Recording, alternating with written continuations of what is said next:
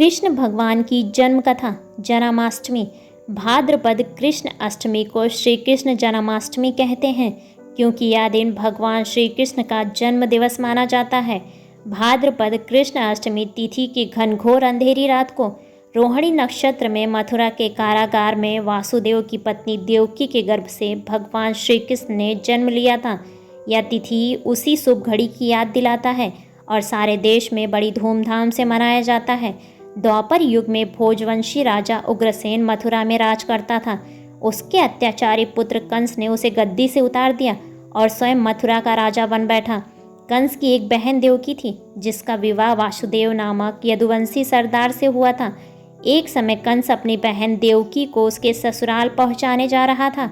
रास्ते में आकाशवाणी हुई, हे कंस, जिस देवकी को तू बड़े प्रेम से लेकर जा रहा है उसी में तेरा काल बसता है। इसी के गर्भ से उत्पन्न 8वां बालक तेरा वध करेगा। यह सुनकर कंस वासुदेव को मारने के लिए उद्यत हुआ।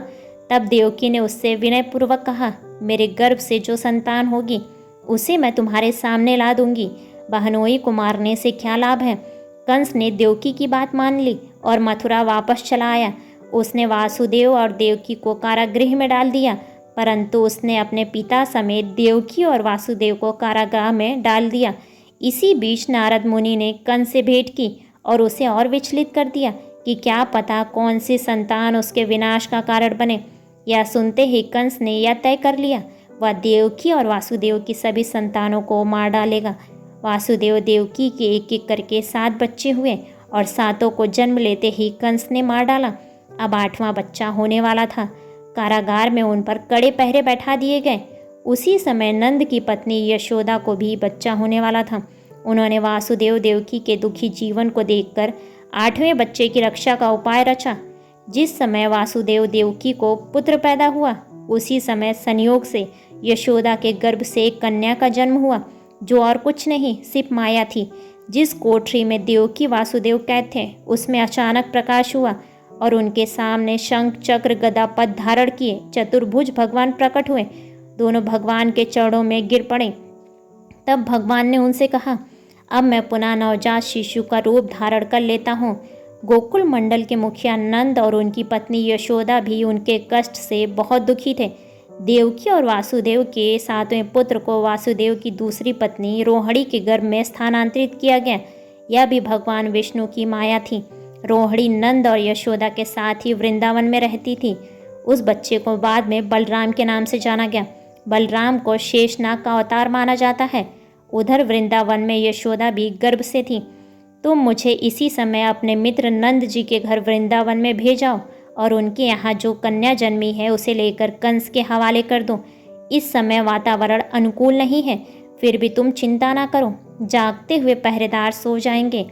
कारागृह के फाटक अपने आप खुल जाएंगे और उफनती अथाह यमुना तुमको पार जाने का मार्ग दे देगी।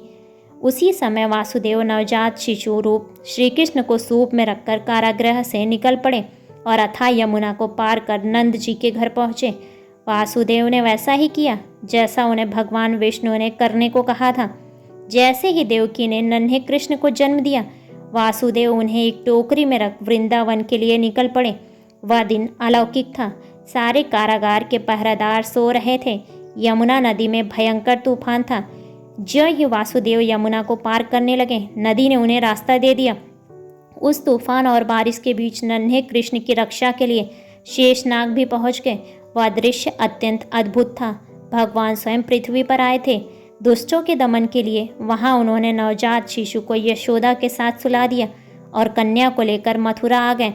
कारागृह के फाटक पूर्वत बंद हो गए। अब कंस को सूचना मिली कि वासुदेव देवकी को बच्चा पैदा हुआ है। उसने बंदी गृह में जाकर देवकी के हाथ से नवजात कन्या को छीनकर पृथ्वी पर पटक देना चाहा, परंतु वह कन्या आकाश में उड़ गई और वहां से कहा, अरे मूर्ख, मुझे मारने से क्या होगा। तुझे मारने वाला तो वृंदावन में जा पहुंचा है। वह जल्द ही तुझे तेरे पापों का दंड देगा। तेरा अंत अब समीप है। यह सुनकर कंस को बहुत गुस्सा आया। उसने वृंदावन के सभी नवजात बच्चों को मारने के लिए कई दैत्य भेजे। वृंदावन भी उसके अत्याचारों से अछूता न रहा।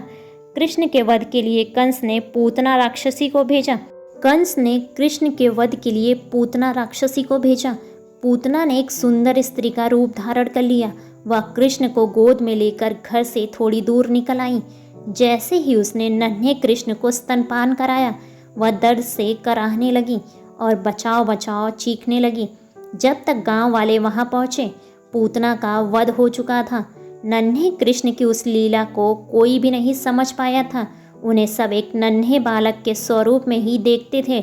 लोगों को यह कभी नहीं लगा था कि वह नन्हा सा बालक एक राक्षसी का संहार भी कर सकता है। भगवान श्री कृष्ण की बाल लीला का वर्णन किए बिना उनके जन्म की कथा अधूरी है। उन्हें प्यार से माखन चोर भी कहा जाता है। मक्खन उन्हें बहुत प्रिय था और उसे चुराकर खाने से जैसे उसका स्वाद 2 गुना हो जाता था।